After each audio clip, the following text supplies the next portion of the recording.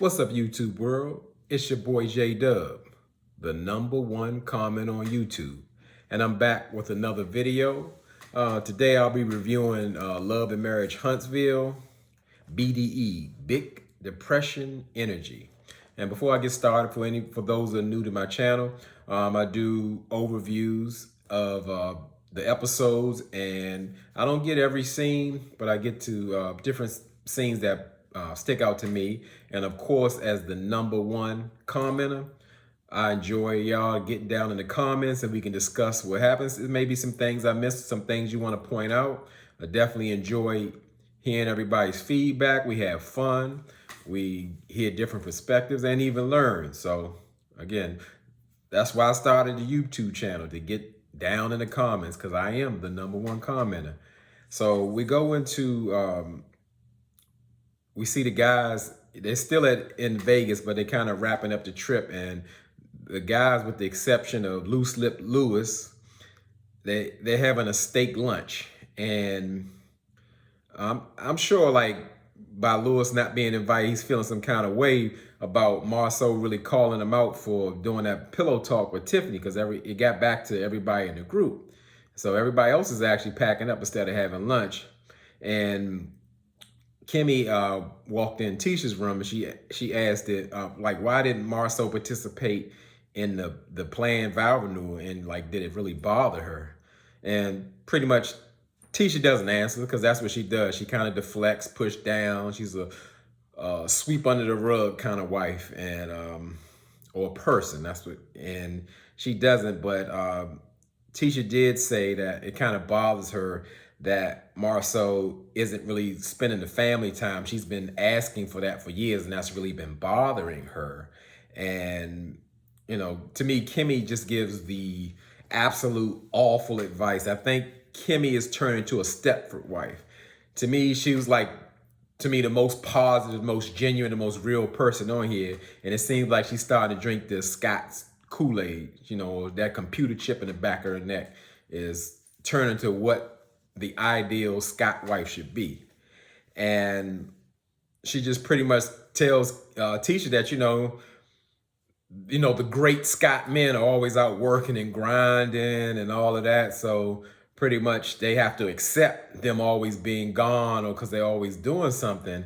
And I totally disagree with that. Yes, they, back in the, let's say back in the day, back in the olden days, to provide for a man, he just meant he just bring home the money. He don't tend to his wife. He don't nurture his kids, or, he just shows by example that, hey, I'm providing for you. You got food, you got lights, you got somewhere to sleep, and that's all I need to do for you. And now a lot of people know that that's absolutely not enough, because you're pretty much leaving the mother to do everything around the household and still not get the attention she needs from her husband or the time.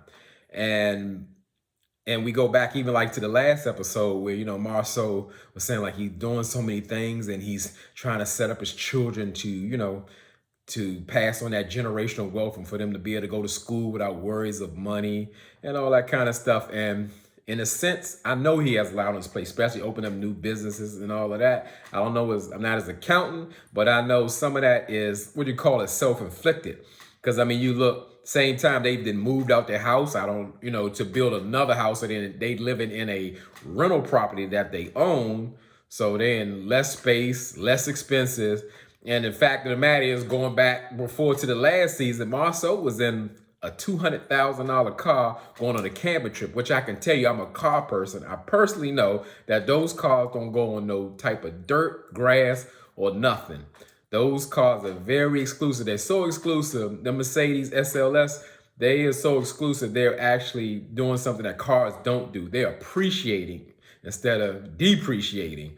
And he didn't crashed it. But again, you're working so hard to build for your family, but you buying $200,000 cars and crashing it while you was going to take it on a camping trip. So I'm really not buying it. I'm just not buying it. But anyway, I went on a little Marceau financial rant. I ain't mean to do that. But Tisha said that it was the first time that she was hearing like Marceau was depressed, and you know, it hurts. Marceau being like, depressed hurts her and the kids. And as I said,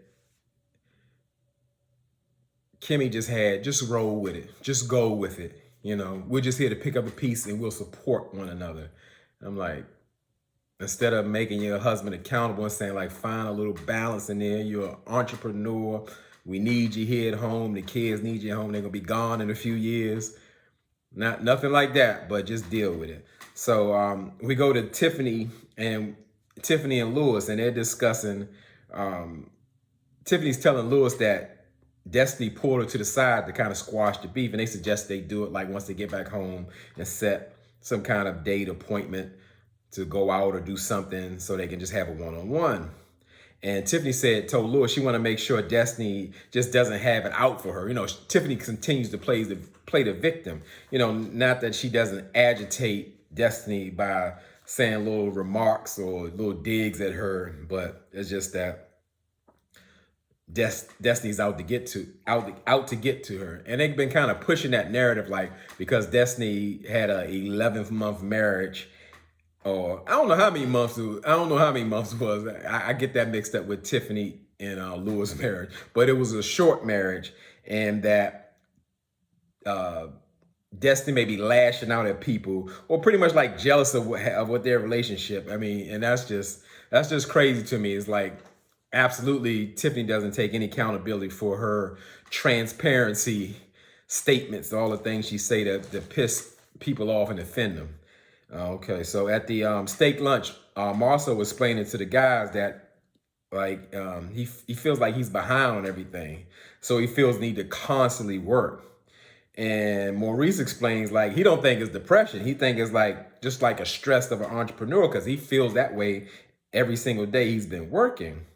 And even Martell was speaking that he's experiencing depression. And I really did like the conversation.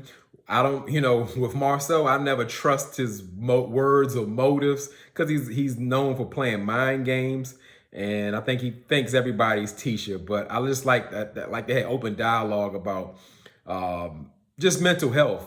And, I haven't experienced, I guess, issues with that per se, but it was just good to see that men were talking about that, because it's that stigma, like if you have mental health issues, you're weak, you're not strong, or you're crazy, and that's just something that's not normally discussed in a open and healthy environment. So I did enjoy that. So Melody, she's back at home in her office after, this is probably like 2 weeks later after their trip. So Tiffany stops by and mentioned the mail, like, I've been trying to catch up with you. You ain't really returned my texts or anything like that, because Tiffany was supposed to hire some interns for Mel's company. And Mel said she didn't return Tiffany's text because she had to kind of recenter herself from all that toxic interaction with Martell. And I get that, even though sometimes it really seems like Mel is used to engaging with Martell, but that situation they be going through is just so ugly and so heavy. I can imagine you need to detox from all that toxicity. It's just, and Mel's pretty much saying it's not anything personal. She just needs to kind of get away, clear her mind, and get healthy. And even at the end of the conversation, Mel even apologized for Destiny threatened to drag Tiffany. And I don't know why she did. How are you going to apologize on somebody's behalf? She could have said, I'm sorry that happened to you, or you experienced that, but you can't apologize for her, because it was a reason she said it. And Melody's even pushing the narrative like, hey, Destiny's probably going through something, that's why she kind of lashed out. I never heard her threaten to drag somebody. I get kind of tired of that, because it's like, now Destiny is just crazy and she's just lashing out for no reason. So yeah, that's like Destiny said, Melody is Tiffany's bodyguard. So we see Martell, he's bringing little Martell to Lewis's sports complex business, the Compound, to enhance Martell Jr.'s baseball skills. And we see Lewis, his two sons are there with him, and you can kind of see that like that's let's say that's Lewis's calling or passion because like he really into it, and you can tell he's coaching up his sons, and they on it, and they seem to like be acting just like him, like they junior coaches, and Martell and Lewis kind of step away from little Martell Jr.'s training. And I could say Martell Jr., he's got some talent to be a good baseball player. But Lewis was really telling Martell, like, Martell really needs to have like some self-accountability when dealing with Mel because they just like get into just like crazy arguments. He even suggested Martell seek anger management, but you can tell Martell resists any kind of thing that's normally dealing with counseling. And Martell brings up that pretty much when Mel has custody of the kids, that it's a babysitter who's keeping them pretty much 70% of the time, and that's a big chunk of time. And he pretty much thinks that he should take full-time custody of the kids because he doesn't want like a babysitter raising his kids. Now Martell knows full and well that Mel ain't going for nothing like that. I mean, that ain't. Mel told him even that like talking about her kids in a manner, even though they're their kids, that triggers her, like saying that she's a bad mother, and that's what it more so like he's insinuating, like she doesn't have time for her children, and we know that's not going down. So Lewis kind of played the therapist role for Martell, and he like asked him some questions. It was like, you think that's the best thing for the kids, like to go with you for full time, or how you think Mel gonna respond? And Martell knows the answer to all of those things, but he has his own motives. So we see the couple Scotts. They go on a double date. Maurice and Kimmy and Marceau and Tisha, and everyone's dressed up except Marceau. I wonder why. Like, did he just come straight from work or something like that? Because I mean, like everybody knew they were going to have a wonderful sit down dinner, and everybody looked good, but Marceau, he just had on something regular. I just noticed that. It kind of stuck out to me, and I'm not really a Marceau fan, but I would tell you, like in this season, he gets funny and funny to me. I mean, he just be cracking me up. I mean, he say a lot of stuff that just is funny, because like Kimmy mentioned to Tisha, like wow, like more and more you looking like Miss Wanda, and Marceau looking like he just and he said his confession. He's like, there's never a time that he wants to wake up and get ready for the world and look over at Miss Wanda. That's going to be a problem. It's certainly not a dream come true. I died laughing when he said that. And Kimmy mentioned to Marceau that like she was really surprised how like he confessed that he was dealing with depression like over a year. And pretty much Marceau said like, well, yeah, but you know what? I'm not going to do nothing about it. And Marceau and Kimmy was like taking it back, like, you know about what's going on, or you have an idea and you're not going to seek help for it. And quickly, Marceau kind of minimized what he said, and that, he pretty much think it's related for him taking on a big project. And, when he finishes his project, he's going to see what happened. And they can't really understand that because they like, hey, you like on to something, or you think you got a problem and you want to address it professionally.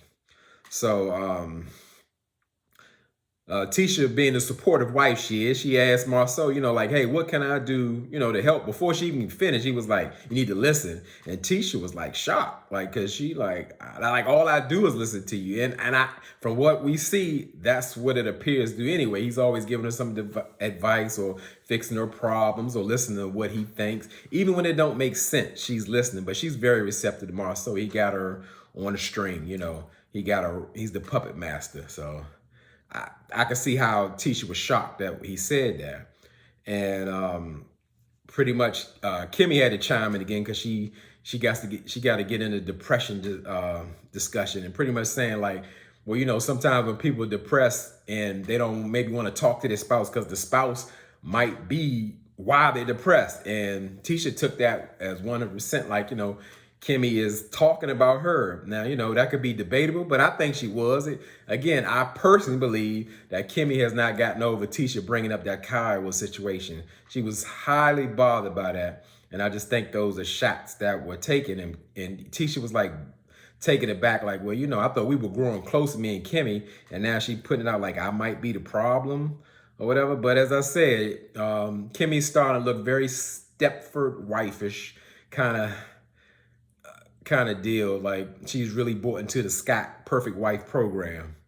And Maurice was pretty much saying to Marceau, like, you saying like you're driven by wanting to go to work because you grew up poor. Let's make it understood. We grew up poor because we grew up in the same house. And I understand exactly your point of view. So I wouldn't mind, like, for both of us going for therapy, as support and trying to get through this so we ain't got to be dealing with this. And Marceau immediately said no. He shut it down. I was surprised. I thought it was going to be like a road to healing, especially with Marceau. Maybe he didn't want to go to counsel with Tisha, but maybe go with Maurice because they came up the same way. But just Marceau is just so resistant to any kind of counseling with anybody. So Martell actually invites Mel out for lunch, because he has something he wants to request from her. And you could tell Martell is nervous. He's not the same Martell, but I guess he's taking Lois's advice, like he wants to be calm with Mel and, because he has some big news to ask her. And, after having multiple blow-ups at the Vegas trip maybe 2 weeks ago, I don't know how he think he could ask for full custody from this lady for their 4 kids and the condition of their marriage and or their divorce and everything that went down and still going down. It just wasn't smart and it wasn't realistic.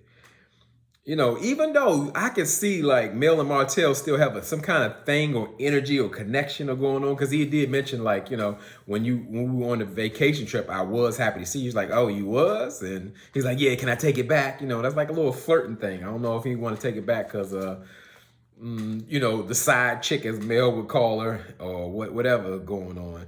But yeah, they got a thing. They not quite done or something. They haven't fully disconnected. And, immediately their lunch meeting went left. They just started rehashing, all the things that was going on in their failed marriage. And it got like really ugly real fast. And Martell's he revealed that he's been documenting when the kids were in Mel's custody, but they weren't with her. And that was definitely the wrong move if he thought that was going to work out. Because immediately Melody got on the defense and, she should be. Because, that's not a good feeling when you're co-parent with someone and they feel like they're writing notes and taking documentations, to use it against you later. So it was no way she was being receptive for Martell asking for the kids for full time. And pretty much Mel just shut it down. She just got sick of it. She was offended, rightfully so. And she even put Martell out there, was like, Martell started talking about, I'm getting the girl's hair done. She's like, what you talking about? I've been taking care of everything for all the kids for a year. And you telling me you getting your hair done? You should have been getting it done. You couldn't do it then financially. Well, I can do it now, And Mel just say, look, all that what you talking or what you want to do, file a petition. We're going to let the judge work it out or see it. And Martell know that he ain't going to win and he ain't got the money to do it. So, that was pretty much it. That's where the episode ended.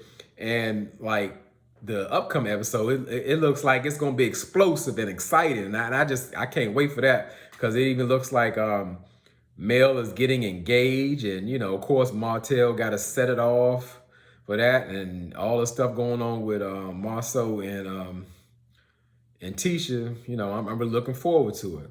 And as I say, I appreciate everybody's support. Y'all stay rocking with J-Dub. Y'all could be anywhere in this YouTube world, but you're here with me. I really appreciate it, and I really mean it.